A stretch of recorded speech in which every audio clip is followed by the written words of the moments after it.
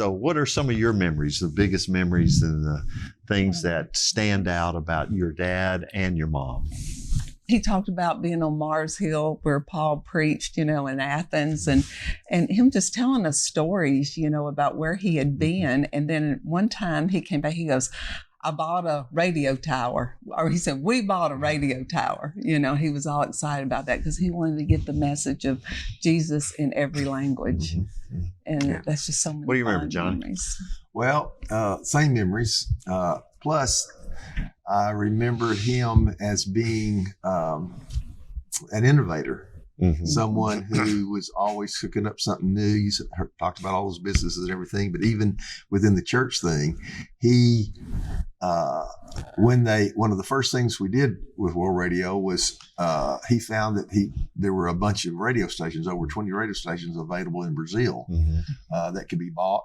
And that we could, all over South America, these things that we did. And so he came up with the idea of creating a little thin vinyl record to send out to churches so they could hear the story of what's going on in Brazil to help raise funds to buy those radio stations.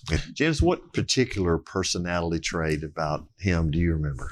Because you were probably pretty young when they started. Yeah, I was maybe 4 or 5. And I can remember back then we would always go to Lake Bruin, and we'd have the Smiths with us and others. And I can remember when they took the Telfords, they took that picture of the 3 of them in that boat sitting out there when they were dreaming of World Radio. That was so much fun because, we'd all be catching fish. Here our dads, all those men in that group, they were fishers of men even back then. That's what they were talking about. We were catching fish, get those trot lines done with Leon Telford, early in the morning, and then eating fish at night and sitting around those tables on those big porches down there at Lake Bruin. That was in Mississippi. I got on the Mississippi River is what it was.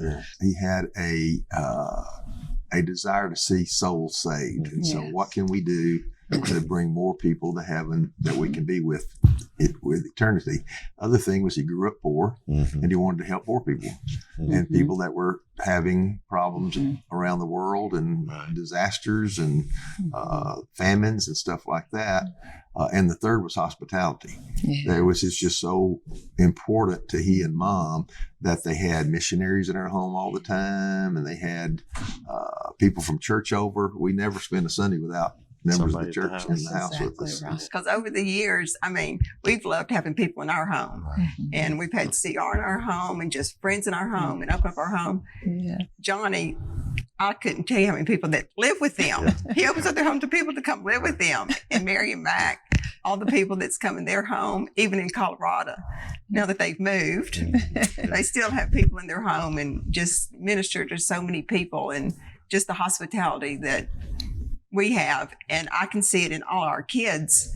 It's even gone down to them. A legacy. Beautiful. The legacy. Talking about legacy, you received a legacy from your dad, who his parents obviously were godly people, and you received things from your mom and dad that you've implemented into your family. What is it like now to look at your children and your grandchildren and see them following Jesus? We've got 3 children, 14 great-grandchildren. The grandchildren. 14 grandchildren, 7 great-grandchildren, and 2 in the hopper. So we'll have 2 more here soon. And all those families are very involved in church. They're all believers, and they're all generous. And that legacy, I'm confident, is living on in the next 2 or 3 generations that I can see now are living in ways that would make our parents proud. Our kids have seen us grow up ministering to people who are hurting to find healing. And I see them doing the same thing with people. Our son-in-law started the carpenter shed for young men, and that is such a blessing. And so we see them carrying on the legacy too.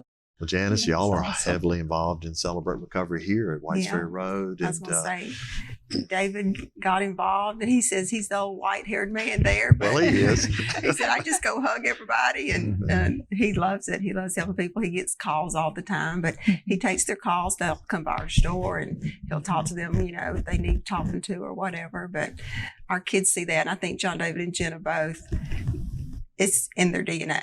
Well, They've seen. John David is telling people about Jesus almost every day when he's on the That's right. podcast, Oh, and that's right. Jenna's telling them every day as the teacher and Uh-huh. Yeah. out at OCS. So yeah, all of you've got to be incredibly proud of your kids and grandkids. And so, well, I think in terms of your lives, y'all will be welcome with well done, good and faithful servants. And as parents, it's I wouldn't say it's a heavy burden, but is a joyful and continuous burden to work with your children and your grandchildren